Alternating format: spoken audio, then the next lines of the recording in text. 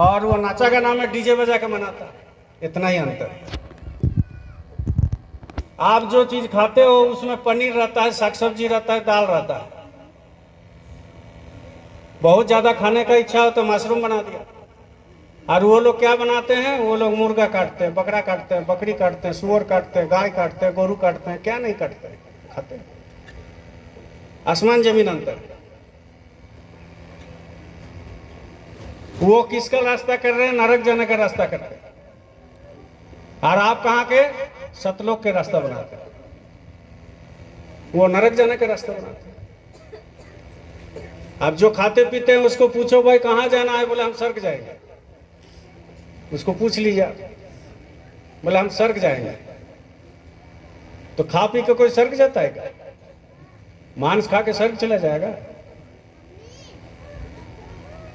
कोई भी धर्म पुस्तक हो, चाहे रामायण बोलो, चाहे गीता बोलो, चाहे बाइबल बोलो, चाहे आप कुरान बोलो, पुराण बोलो, कोई भी किताब बोलो, जय गुरुदेव, कोई भी किताब हो, उसमें लिखा हुआ है कि अगर आप जीव हत्या करके खाओगे तो आपको सीधा नरक जाना पड़ेगा। लेकिन वो किताब बढ़िया से पढ़ता नहीं है। और वो किताब कौन सा पढ़ता है, जो वो कोई लिख दिया। अब गीता भगवान कृष्ण लिख दिया है, तो वो अगर असली किताब पढ़ेगा तो उसको मर्मस्पर्शी समझ में आएगा, उसका माने समझ में आएगा। लेकिन आप पर मेरा जैसा कोई गीता लिख देगा तो समझ में थोड़ी आएगा। ऐसा ही कुरान है। कुरान मोहम्मद साहब लिख करके गए हैं अपना श्रीमुख से, उसके बदले में हदीस बना दिया, वो हदीस में लिख दिया खाओ खूब खाओ, फायदा ही नहीं हुआ। ऐसा ही बाइबल जीसस क्राइस्ट बना करके गए हैं, और बाइबल में भी 4 गो बाइबल लिख दिया। तो भाई पुराना छूट गया, नया आ गया। अब नया में उसमें संजोग कर दिया कि भाई बकरा खाने से कुछ नहीं होगा, अब खा सकते हो। अब बताओ क्या होगा? तो उसमें आदमी क्या है, उलझ गया। संसार के लोग उलझ गया उसमें कि भाई इसको माने कि उसको माने, कि उसको माने कि उसको माने, उलझ गया। और 2-4 किताब कोई पढ़ लिया, 2-4 पन्ना कोई पढ़ लिया, 2-4 कोई लाइन पढ़ लिया, और बस वो बोलता है हम सब पढ़ लिए। तो जो मन में एक अहंकार आ गया कि हम सब पढ़ लिए, तो उसमें वो फंस गया। अगर वो बढ़िया से उसको समझते तब तो कोई बात नहीं, लेकिन किताब पढ़ के समझ में नहीं आएगा, उसके लिए संत के पास जाना पड़ेगा। जो संत सदगुरु होते हैं उसके पास जाना पड़ते हैं, और वो क्या करते हैं, वो किताब का मायने को समझा देते हैं कि ये किताब का मायने ये है लिखा हुआ। तो लोग ना किताब अच्छा से पढ़ते हैं, ना उसको समझते हैं, ना सदगुरु के पास जाते हैं, ना सत्संग में जाते हैं, ना उसको समझते हैं। तो भाई वो आपने क्या करेगा, वो अपना रास्ता से डिरेल हो गया, रास्ता से बेरास्ता। तो जब रास्ता से बेरास्ता होता है तो लोगों को कुछ समझ में नहीं आता। तो लोगों को यही समझ में आता है कि हम जो कर रहे हैं सो ठीक है, बाकी सब गलत है। इसीलिए पूरा देश में अभी लड़ाई झगड़ा किस बात का है? वो बोलते हैं हमारा अल्लाह बड़ा है, वो बोलते हैं मेरा राम बड़ा है, वो बोलते हैं मेरा जीसस क्राइस्ट बड़ा है, वो बोलता है मेरा सरना माई बड़ा है, वो बोलता है मेरा काली माई बड़ा है, वो बोलता है ये धर्म बड़ा है, वो बोलता है ये धर्म बड़ा है। लेकिन कोई भी धर्म आपको ना खाने का इजाजत देते हैं, ना कोई भी धर्म आपको नशा करने का इजाजत देते हैं, ना कोई भी धर्म लड़ाई झगड़ने का इजाजत देते हैं, ना कोई भी धर्म आपको तलवार चलाने का इजाजत देते हैं, ना कोई भी धर्म आपको जो है कोई अन्याय काम के लिए इजाजत देते हैं। सब अपना अपना बना लिया। तो जब अपना अपना बना लिया तो दुनिया भर के जो है एक पंथ बन गया, दुनिया भर के रास्ता बन गया, दुनिया भर के लोग उस रास्ता में इस रास्ते में चलने लगा। तो जब चलने लगा तो असली जगह किसी को मिल नहीं रहा। अगर मिलता भी है तो उसमें बुद्धि लगा देता है। तो जब बुद्धि लगा देगा तो संत भी छूट गया, सदगुरु भी छूट गया, किताब भी छूट गया, संसार भी छूट गया, लोग भी छूट गया, परलोक भी छूट गया, सब चीज छूट गया। और वो अपने में मशगूल रहा। और जब जाने लग गए तो ना काली माई आए, ना सरना माई आए, ना सदगुरु आए, ना कोई देवी देवता आए, ना और कोई आए, ना और कोई आए, ना कोई धर्म आए, ना रिश्तेदार आए, अकेला आया, अकेले चले गए। कुछ हुआ नहीं, मिला कुछ नहीं। जब चलने लगता है कोई लोग तो उसको कुछ नहीं मिलता है।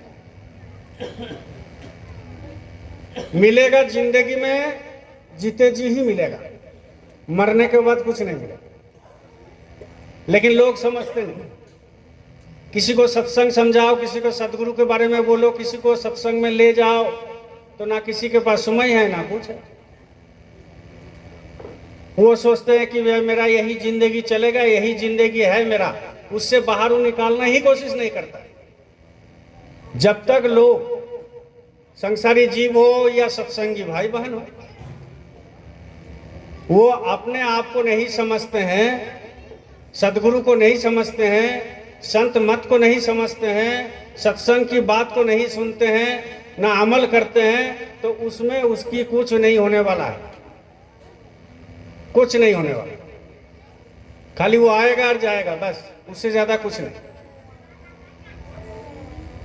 हम लोग यहाँ बैठे हैं 1 जनवरी,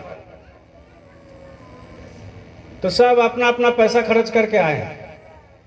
ये नहीं कि नगरी संगत को ही टेम्पू कर दिया, कि बास कर दिया, कि ये कर दिया, वो कुछ नहीं। सब अपने अपने जो है पैसा खर्च करके, दूर दूर से तेल भरा करके, पेट्रोल भरा करके आए हैं। सब अपने अपने पैसा से, ना हम दिए ना एक दूसरे को दिया है, लेकिन आए सब कोई। तो ये जितने बैठे हुए हैं, ये कोई बोका नहीं है, बुर्बक नहीं है, क्योंकि हम लोग जिंदगी का सौदा करते हैं संत मत में आकर के। यहाँ जितने भी बैठे हैं, हम भी यहाँ बैठे हैं, हम भी आप ही का भाई है, आप ही का कोई किसी का चाचा है, किसी का भैया है, किसी का बेटा है। तो हम भी कोई स्वार्थ लेकर के आए हैं, हमारा स्वार्थ है भाई। दुनिया में कुछ भी काम करो, बिना स्वार्थ के कोई नहीं करता, ये तो पक्का बात। नौकरी करेगा स्वार्थ के लिए, माल मिलेगा, पैसा मिलेगा। बिजनेस करेगा, पैसा मिलेगा। कहीं जाएगा, पैसा मिलेगा। कुछ भी दुनिया में करे, कुछ भी संसार का काम करे, उसको चाहिए पैसा, या बिना स्वार्थ के कुछ करेगा। अगर कोई बात भी आपसे करता है तो समझ लीजिए स्वार्थ है। कोई स्वार्थ बहुत बड़ा होता है, कोई छोटा होता है, कोई लघु होता है, कोई बड़ा होता है, लेकिन स्वार्थ तो है। वैसा ही आप और हम आए हैं, यहाँ भी हम बैठे हैं, हम भी डेली आना जाना करते हैं नगरी, तो हमारा स्वार्थ है। तो स्वार्थ क्या है कि भाई गुरु का सेवा करेंगे तो हमारी आत्म कल्याण, ये स्वार्थ। गुरु का सेवा करेंगे, 5 से 25 को लाएंगे, 5 से 25 को शाकाहारी गुरु महाराज बना देंगे मेरे जरिए, आपके जरिए, तो हमारी एक परमार्थ बनेगा। तो जब परमार्थ बनेगा तो मेरी आत्मा का सम्मान हमारे सदगुरु करेंगे, ये हमारा स्वार्थ। वैसा ही आपका भी स्वार्थ है। आप आए हो, किस लिए आए हो? इसीलिए आए हो कि 1 जनवरी हम बढ़िया से बिताएंगे, सुमिरन धन भजन ज्यादा करेंगे, और फिर हम जो है घर जाएंगे तो हमारा साल भर अच्छा जाएगा, सत्संग सुनेंगे, गुरु के प्रति भक्ति होगा, और हमारी जो है जिंदगी सुधर जाएगी। तो आपका भी स्वार्थ है, मेरे भी स्वार्थ है। बिना स्वार्थ के कुछ करते नहीं। लेकिन ये स्वार्थ क्या है? आपका आत्मा कल्याण का स्वार्थ है। क्योंकि हम जिस घर में थे उस घर में जाना ही भूल गए। बोलिए जय गुरुदेव, जोर से बोलिए जय गुरुदेव। आप जय गुरुदेव बोलिएगा जोर से तो हमारा भी जोश बढ़ेगा, ठीक है ना? आप ठंडा जाइएगा तो हम भी ठंडा जाएंगे। तो आप ठंडा चाहते हो कि गर्म चाहते हो? हाँ, बोलो जय गुरुदेव। इसीलिए जो है हम आए हैं बहुत दिन पहले, आप भी आए हो बहुत दिन पहले। ये कुत्ता बिल्ली में जो जीव होता है, चिट्टी में होता है, पक्षी में होता है, थल का जीव में होता है, जल का जीव में होता है, पेड़ पौधे में होता है, पहाड़ पर्वत में होता है, जितने जीव है ये सब कहाँ के रहने वाले हैं? ये सतलोक के रहने वाले हैं। सब कोई एक चिट्टी में भी होता है, वो भी चलता है। छोटा से छोटा जीव जो है आपका बदन पर बैठ जाएगा, कभी देखते रहना, वो भी चलते रहता है, चलते रहता है। तो आपको आश्चर्य होना चाहिए कि जो आत्मा उसके अंदर है वही आत्मा मेरे अंदर है, और इतना बड़ा शरीर को वो चला रहा है और वो छोटा वाला जीव को भी वही चला रहा है। ये समझना चाहिए। तो आप और हम सतलोक के वासी है, वो भी सतलोक के वासी, लेकिन सतलोक से हम लोगों को निकाला गया, धीरे धीरे निकाला गया। तो जब उस सतलोक, बढ़िया से सुनो, जो नए नए नामदानी लिए हो महाराज जी से, वो बढ़िया से सुनो, और जो पुराने हैं वो भी सुनो। हम भी सुन रहे हैं तब बोल रहे हैं। तो जो सतलोक में हम लोग को घर है, वो सतलोक बहुत दूर है। ये जो आप देख रहे हो चंद्रमा, ये सूरज, ये आसमान, ये तो नजदीक है। इसमें तो आदमी चला जा रहा है, आदमी जाता है इसमें। वो अपना गाड़ी लेकर के पैदल तो नहीं जा सकता, अपना कुछ बनाया और उसमें जा रहा है। चंद्र में भी गया, मंगल ग्रह में भी गया, ये सब ग्रह में आकर के वो जा करके वो फिर आ जाता है धरती पर। तो लोग जा रहे हैं, लेकिन उसके ऊपर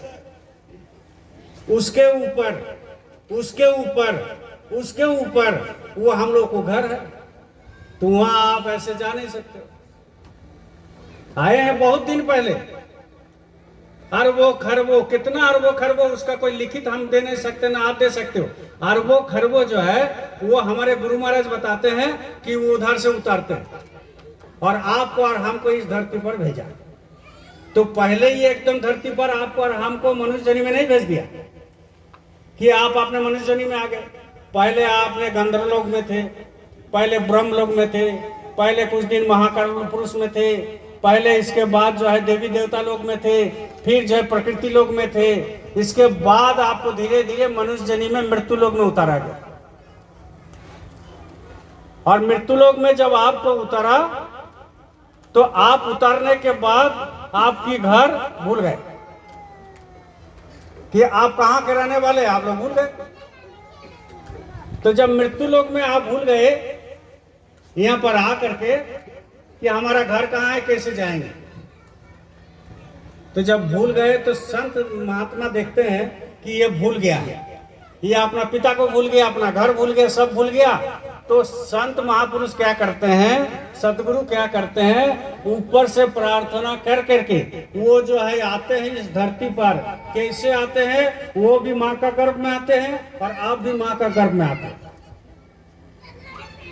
वो आसमान से उतार करके नहीं आ जाएगा, वो भी माँ का गर्भ में आएंगे और हम भी माँ का गर्भ में आए, आप भी माँ का गर्भ में आए, राम भी माँ का गर्भ में आए, कृष्ण भी माँ का गर्भ में आए, जितनी साधु संत वो भी माँ का गर्भ में आए, जितनी इंजीनियर है वो भी माँ का गर्भ में आए, जितने साइंटिस्ट है वो भी माँ का गर्भ में आए। यहाँ पर माँ का गर्भ में रहना ही पड़ेगा 9 महीना, और कोई उपाय है नहीं। माँ का गर्भ में 9 महीना रहना ही पड़ेगा।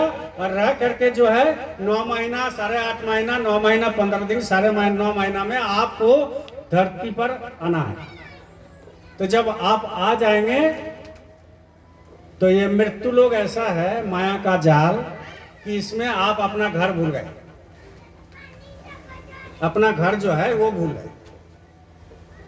तो जब अपना घर भूल जाते हैं जीव, तो संत महापुरुष जो है माँ का गर्भ में आकर के फिर वो आपके जैसे लालन पालन होकर के बड़े होते हैं। और उनके अंदर जो ताकत होता है वो भी गुरु से लेना पड़ता है। ऊपर से तो वो आए, हमारे बाबा जय गुरुदेव जी महाराज आए ऊपर से, सतलोक के वासी है, अनामी प्रभु है, लेकिन उनके अंदर यहाँ पर आए जब माँ का गर्भ में, लेकिन जन्म लेने के बाद उनको अंदर भी पावर भर दिया गया। वो पावर कौन भरा है, सतपुरुष नहीं भरे हैं, वो पावर भर दिए हैं, उनके अंदर ताकत भर दिए हैं उनके सदगुरु। ऐसा ही हमारे उज्जैन वाले बाबा उमाकांत जी महाराज को ताकत भर दिए, किसने, हमारे गुरु महाराज ने। ऐसा ही आपको कौन भर दिया, जो आपको दीक्षा दिया, नामदान दिया। तो जब आपके अंदर ताकत भर दिया तो आप यहाँ पर आ गए, हमारे अंदर ताकत भर दिया तो यहाँ पर आ गए, और गुरु महाराज का 2-4 शब्द हम बोल देते हैं और आप सेवा कर लेते हो। लेकिन ध्येय इतना ही होना चाहिए कि इसी जिंदगी में रह करके हम अपना काम करके इसी जिंदगी में हम पर हो जाए। बहुत सारे लोग हमारे सत्संगी भाई बहन समझते हैं कि भाई मरने के बाद हम चले जाएंगे सतलोक। ऐसा रास्ता नहीं होता। पहले आपको इसी जिंदगी में रह करके नाम भजन करना पड़ेगा, सत्संग लेना पड़ेगा, सेवा करना पड़ेगा, सेवा देना पड़ेगा, सत्संग में आना पड़ेगा, गुरु की भक्ति करना पड़ेगा। आपसे गुरु भजन कराएंगे, भजन करा करके दुख सुख दे करके आपको पक्का एकदम तैयार कर लेंगे, ठोक बजा करके। तो जब तैयार कर लेंगे तब आपको ये शरीर से वो जो जीवात्मा है उसको निकाल करके तब ऊपर ले जाएगा, उसके पहले नहीं। आपको पहले तैयार होना पड़ेगा। बोलिए जय गुरुदेव। तो तैयार होने के लिए क्या क्या करना पड़ता है, सुन लो बढ़िया से। तैयार होने के लिए पहले क्या करना पड़ता है, सुनना पड़ता है। क्या सुनना पड़ता है, सत्संग। तैयार होने के लिए पहले सत्संग सुनना पड़ेगा, सेवा करना पड़ेगा, गुरु का दर्शन करना पड़ेगा, सुमिरन करना पड़ेगा, ध्यान भजन करना पड़ेगा, ये सब करना पड़ता है। तो जब ये सब करोगे तब जाकर के आप धीरे धीरे धीरे धीरे तैयार हो जाओगे। और जब आप तैयार हो जाओगे तब गुरु देखते हैं, आपकी बोलने से नहीं होगा, हमारा बोलने से नहीं होगा, गुरु देखते हैं कि भाई ये सकेंगे कि नहीं सकेंगे, कितना तैयार हुआ।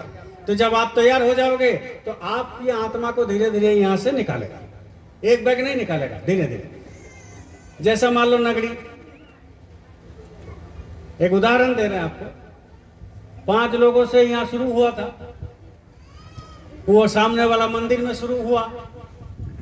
धीरे धीरे उस समय हम सोच रहे थे, मेरी भावना है कि 5 लोगों से क्या होगा, यह हर भंडारा में 1000-2000 आ जाता तो बढ़िया होता। ऐसी मेरे मन में था। 10 लोगों से क्या होगा, 50 लोगों से क्या होगा, ये मेरी मन में रहता था हमेशा। और हर हफ्ता हम जब आते थे, आज 4 साल पहले जब ये सब कुछ नहीं था, तो उस समय मन में हम देखते थे, हम नगरी घुसते थे चेक पोस्ट, और उस समय हमारे मन में आता था कि भाई आज कितना लोग होगा। हम आदमी गिनने के लिए आते कि यहाँ आज कितना लोग होगा। तो वहां देखते थे एक आदमी भी अगर 10 लोगों से घट गया तो मेरा मन में बड़ी दुख होता कि कुछ गलती गुरु महाराज हो रहा है क्या, कि 10 आदमी से 1 हो गया, 10 प्रेमी से 1 हो गया। लेकिन अगर 11 हो जाता था, प्रेमी भाई बहन हम आपको बताते हैं, अगर 11 हो जाता था तो उस दिन मेरा दिल इतना खुश रहता था कि नहीं गुरु महाराज खुश है। आज हम सोचते हैं कि अगर उस जगह में पहले ही दिन से अगर 200-400-500 लोग होने लगता तो खाना का कहाँ बनता, रहने का कहाँ बनता, लैट्रिन पेशाब कहाँ जाते, लोग बैठते कहाँ, अगर किसी को दिक्कत होगा कि रात में रहेंगे तो कहाँ। तो हम गुरु महाराज से प्रार्थना करने लगे, नगरी संगत गुरु महाराज से प्रार्थना करने लगे, जो जुड़े हुए वो प्रार्थना करने लगे कि एक जगह होना चाहिए। तो जगह हो गया। इसके बाद लोग प्रार्थना करने लगे, हम भी रोने लगे गुरु महाराज के पास कि आप जो है धीरे धीरे इसको देवाल हो जाना चाहिए। देवाल हो गया। फिर अपना सोचने लगे या भंडारा का कुछ बर्तन होना चाहिए, बर्तन हो गया। फिर सोचने लगे कि एक रसोई घर होना चाहिए, हो गया। फिर सोचने लगे कोई बाहर से लोग आएंगे तो रहेंगे कहाँ, 2 रूम होना चाहिए, तो रूम बन गया। फिर सोचने लगे कि यहाँ पर ठंडा बहुत ज्यादा होता है, एकदम चारों तरफ खुला रहता है, तो चारों तरफ दीवार हो जाना चाहिए, प्लास्टर होना चाहिए, हो गया। फिर सोचने लगे कि बैठने का एक मंच होना चाहिए, मंच हो गया। फिर सोचने लगे कि और कुछ होना चाहिए, और कुछ होने लगा। अब धीरे धीरे धीरे धीरे आप देख रहे हो, जो 4 साल पहले आया आज आ रहा। देखो यहाँ क्या दया चल रहा। 0 से शुरू करके गुरु महाराज ने आज आपको 2-4 लाख रुपया का ताकत बना दिया। सबसे बड़ी ताकत कौन है जानते हैं ना, जो आप हो बैठे हो। संगत में सबसे बड़ी ताकत है प्रेमी, सबसे बड़ा ताकत। और वो प्रेमी ताकत जब देते हैं तो गुरु खुश हो जाते हैं। और वो प्रेमी को भी ताकत कहां से मिलता है, गुरु से ही मिलता है। जब गुरु से ताकत मिलता है आपको, और आप जब प्रेम बरसाते हैं और गुरु प्रेम बरसाते हैं, तो दोनों प्रेम जब एक हो जाता है तो इतना बड़ा बड़ा का काम है। इससे बड़ा बड़ा काम होगा आगे दिन में, इससे बड़ा बड़ा भी काम होगा। खाली आप देखते जाइए क्या होता। तो कहने का मतलब है कि एक दिन में सब नहीं होता। ऐसा ही आपका जिंदगी में आपको जब सतलोक जाना है तो एक दिन में, एक जन्म में कुछ नहीं होता, धीरे धीरे धीरे धीरे सब होता। जब धीरे धीरे होगा तो आप पक्का हो जाएंगे, पक्का हो जाएगा। इसलिए सत्संग बहुत जरूरी है। अगर किसी का सत्संग छूट गया, ये जितना प्रेमी है, हम आपको सबसे हाथ जोड़ करते हैं, सत्संग को भी नागा मत कीजिए। जिनका सत्संग नागा हो गया, जिनका सत्संग छूट गया, वो आगे चल करके बड़ी पछताएगा, बहुत पछताएगा। क्योंकि अभी जो समय है, अभी इससे खराब समय आने वाले हैं। महाराज जी आज 2 दिन पहले ही बता दिए। आप मत सोचो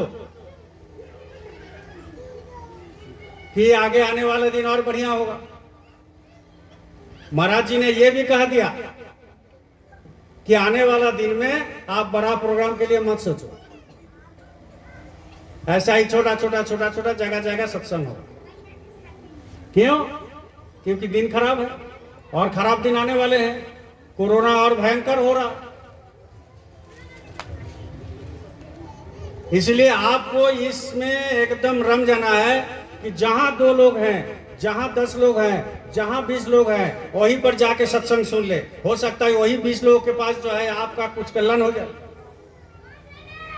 ये खाली 1 जनवरी की बात नहीं है प्रेमी,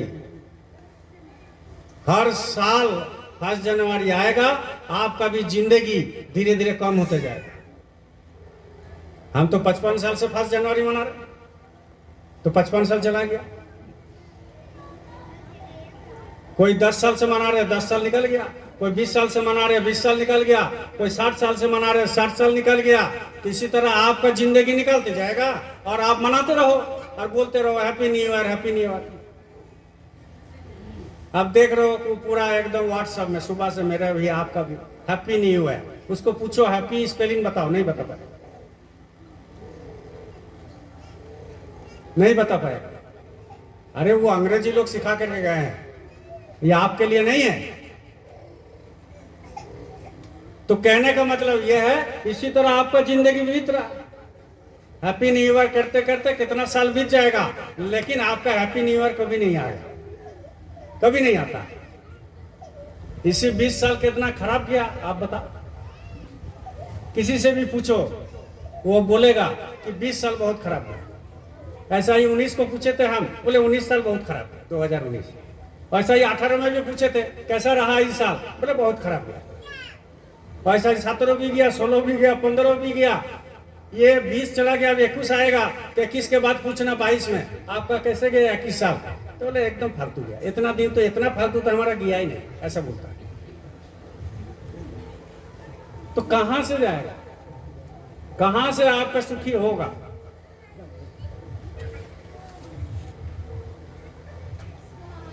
मन लागो मेरो यार फकीरी में, मन लागो मेरो यार फकीरी में। जो सुख पाओ नाम भजन में, वो सुख नाही अमीरी में। जो सुख पाओ नाम भजन में, वो सुख नाही अमीरी में। मन लागो मेरो यार फकीरी में। जब तक आप सत्संग में रहेंगे उतना दूर सुख मिलेगा। जब तक आप सुमिरन करेंगे उतना ही दूर आपका सुख मिलेगा। जब तक आप ध्यान भजन करेंगे उतना देर ही सुख मिलेगा। और जैसा ही उठ जाएगा तो असुख ही असुख है। यहाँ कोई सुखी है क्या?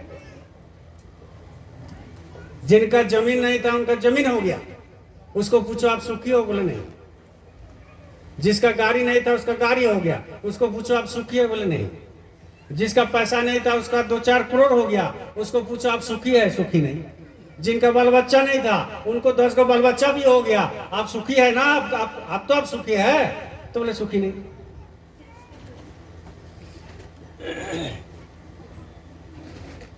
सुख का परिभाषा अलग है। सुख बाहर में है नहीं।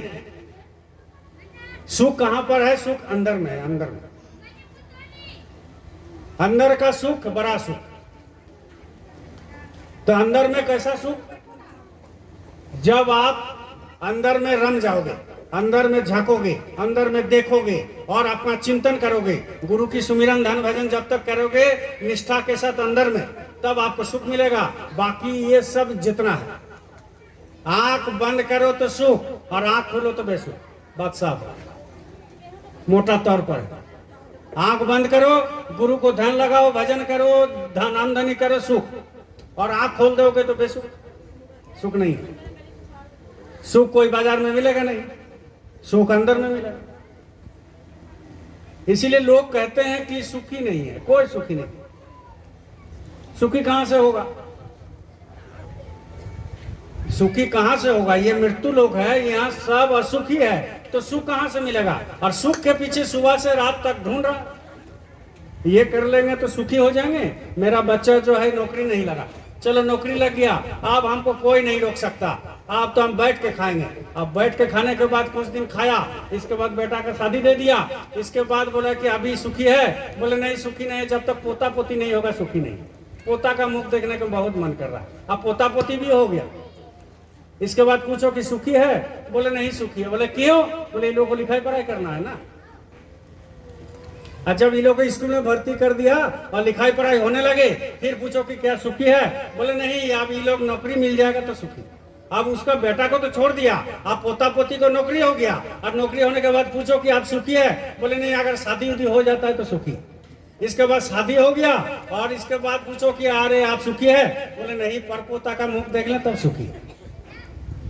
फिर उसका जो है लड़का बच्चा हो गया, बोले आप तो सुखी है, तब तक बुढ़ा का हो गया, हटिया पकड़ लिया। बोलो जय गुरुदेव। बैठने दीजिए, सबको बैठिए, देखो अभी कितना लोग। बोलो जय गुरुदेव, जय गुरुदेव, जय गुरुदेव, जय गुरुदेव, जय गुरुदेव, जय गुरुदेव, जय गुरुदेव, जय गुरुदेव। नाम किसका? प्रभु का पावन नाम। तो उसको बोलो कि आप सुखी है, बोले कि नहीं सुखी है, तब तक वो बुढ़ा जो है खटिया में है। तो बोले कि आप तो खटिया पकड़ लिए, आप तो आपको सुख होना चाहिए, आपको तो भरा बुरा परिवार है, संसार है, आप तो कोई दिक्कत नहीं है। तो बोल रहे हैं कि ऐसा है कि भगवान अगर और हमको थोड़ा सा स्वास्थ्य और 2-4 साल देता, बोलते रहता है बुरा, यहाँ बहुत लोग बुरा है, गुस्सा मत मानिए। तो उसमें बोलते हैं कि हमारा शरीर और तंदुरुस्त रहता 2-4 साल, और हमारे जो है उम्र जो है और 2-4 साल बढ़ा देता तो बड़ी सुखी होता।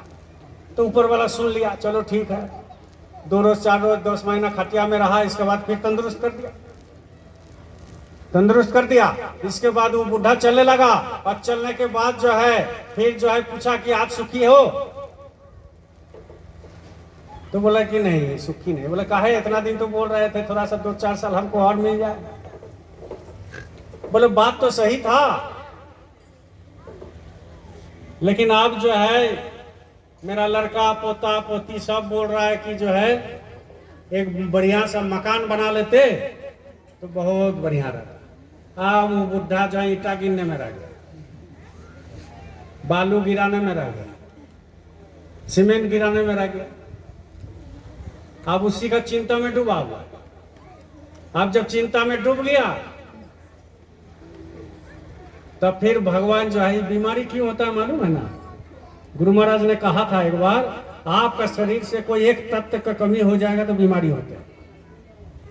और गुरु महाराज ने कहा था कि ऊपर वाला का जो है ये अल्टीमेटम होता है, आपको सावधान करते हैं कि ये शरीर नश्वर है, ये कभी भी जा सकता है, ये मिट्टी है, इसीलिए आपका कभी कभी बीमारी हो जाता है, हमारा भी बीमारी हो जाता है, लेकिन हम लोग सोचते हैं मरेंगे नहीं। पट्टा लिखा करके हम लोग लाए हैं ऊपर से, मरना है नहीं, तो जब मरना है नहीं तो अपना बहुत तरह का हम लोग सोचने लगते हैं। बोलिए जय गुरुदेव। तो कहने का मतलब यह है कि सुख कहीं नहीं है, सुख कहाँ है? यहाँ पर, यहाँ पर है। दोनों आंखों के बीच में यह परमात्मा है, और दोनों आंखों के बीच में आप भी हो। दोनों आंखों के बीच में परमात्मा है और दोनों आंखों के बीच में आप भी हो और हम भी हैं। आप मतलब आत्मा। ये शरीर जो है आपका नहीं है, ये आपका जो है बना दिया गया। चलो ठीक है, ये हड्डी मांस का शरीर बना दिया और इस शरीर का नाम रख दिया रमेश, नरेश, उमेश रख दिया। किसने रखा? माई बाप ने रखा। लेकिन ये शरीर तो आपका है नहीं, और इसी शरीर के अंदर आपको बैठा दिया गया। किसको? आत्मा को। और इसी शरीर के अंदर दोनों आंखों के बीच में परमात्मा भी बैठा हुआ है। लेकिन दोनों में मेल मिलाप नहीं, दोनों में बातचीत नहीं, दोनों को एक दूसरे से बात सुनना नहीं, दोनों का आवाज मिलता नहीं है। बस वो भी अंधेरे और ये भी अंधेरे में है। अब उजाला हो कैसे होगा? उजाला कैसे होगा? तो उजाला कौन करते हैं? सदगुरु करते हैं। आपका और हमारा उजाला क्यों नहीं होता? बोलिए जय गुरुदेव। बढ़िया ध्यान से सुनो भाई, है ना?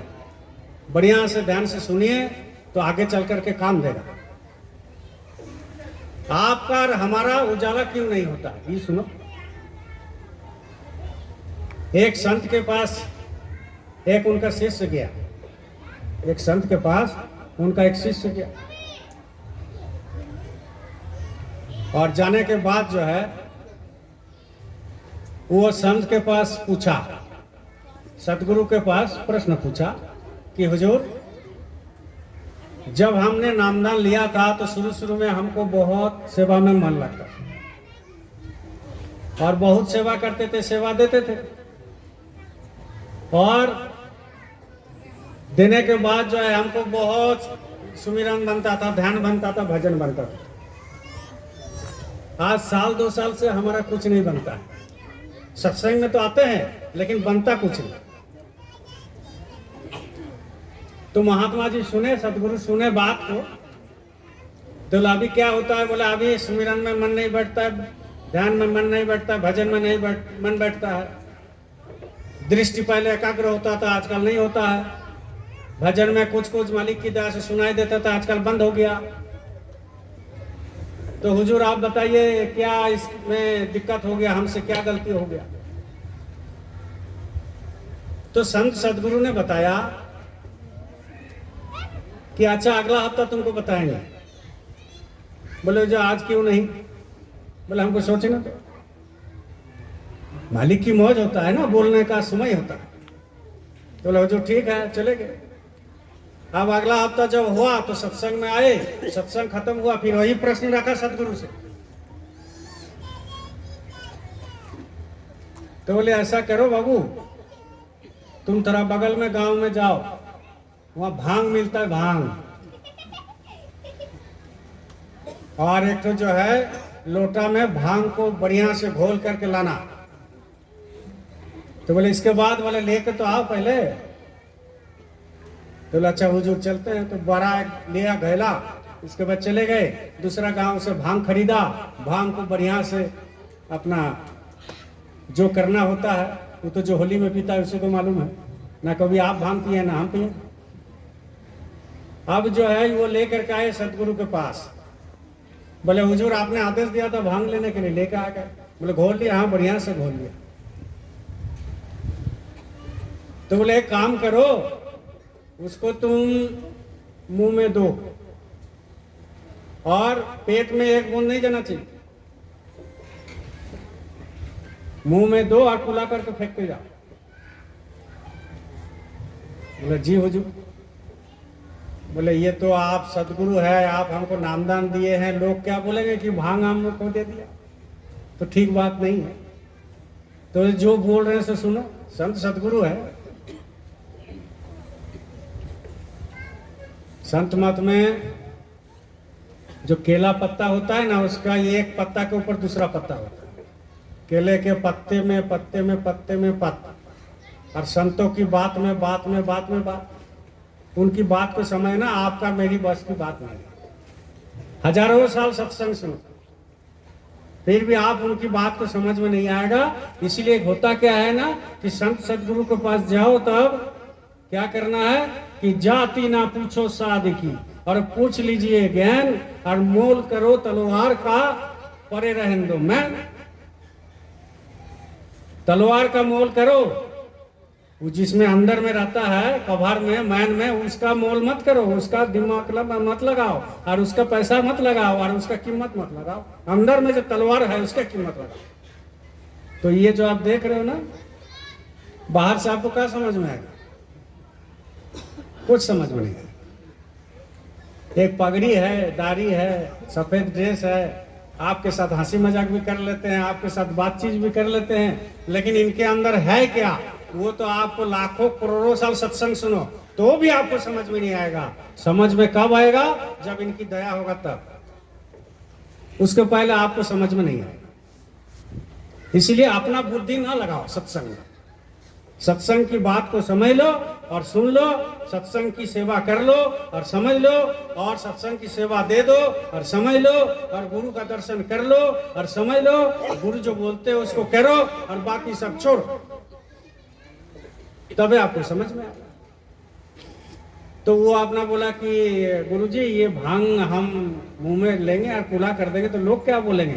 बोले जो बोल रहे से सुनो, तुम जो प्रश्न पूछा उसका उत्तर चाहिए ना। बोले हुजूर चाहिए। तो बोले पियो हमारे सामने, लेकिन पेट में नहीं जाना चाहिए। अब वो भांग को लिया और कुला किया, फेंकते गया, कुला किया, फेंकते गया, कुला का फेंकते गया। इसके बाद बोला कि आप चुपचाप रहो आधा घंटा। अब आधा घंटा जब चुप रहा तो फिर गुरु ने पूछा, हुजूर पूछिए शिष्य को कि तुम्हारा नशा चढ़ा कि नहीं? बोले आप भी बोका आदमी है, बुर्बक है। बोले कैसे? बोले भांग तो पेट में गया ही नहीं, तो नशा कैसे होगा? आप तो बताए कि भाई कुला करो और फेंको, कुला करो फेंको, पेट में तो गया नहीं, तो नशा कैसे होगा? तो बोले यही बात तो हम बोलना चाहते हैं बाबू, कि सत्संग में बैठते हो, एक कान में सुनते हो और एक कान में निकालते हो, और यहाँ पूरी सब्जी खा करके घर चले जाते हो। फिर वही रगड़ा धगड़ा हो गया, वही बगल में अड्डाबाजी होता है, बैठते हो, पान गुमटी पे बैठते हो और अपना इधर उधर घूमते रहते हो, सुमिरन ध्यान में बैठते नहीं हो, तो आपको कहाँ से नशा आएगा? नशा कहाँ से आएगा? अरे पिएगा तब ना नशा आएगा जी। मीराबाई ने पी लिया, नशा हो गया। कौन सा नाम पिया? कौन सा रस पिया? नाम का रस पिया। ये जीवन बीत गया, जीना न आया, ये जीवन बीत गया, जीना न आया, नाम का रस बंदे पीना न आया। जगत है सराय खाना, सबको है जाना, जगत है सराय खाना, सबको है जाना, यहाँ रहने वालों तुम दिल ना लगाना। प्रभु का नाम जुक्ति ओ पाना न आया, प्रभु का नाम जुक्ति ओ पाना न आया, नाम का रस बंदे पीना न आया। ये जीवन बीत गया, जीना न आया, नाम का रस बंदे पीना न आया। बीत गया जीवन, किसी का आधा बीत गया, किसी का 1/4 चला गया, किसी का 1-2 दिन में जाने वाला है जान।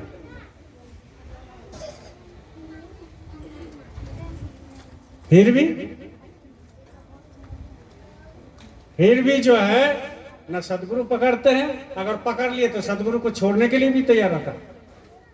क्यों छोड़ता है मालूम है ना? इसीलिए छोड़ देता है कि सोचता है कि गुरु से हम ज्यादा सियाना हो, मन में आ जाता है।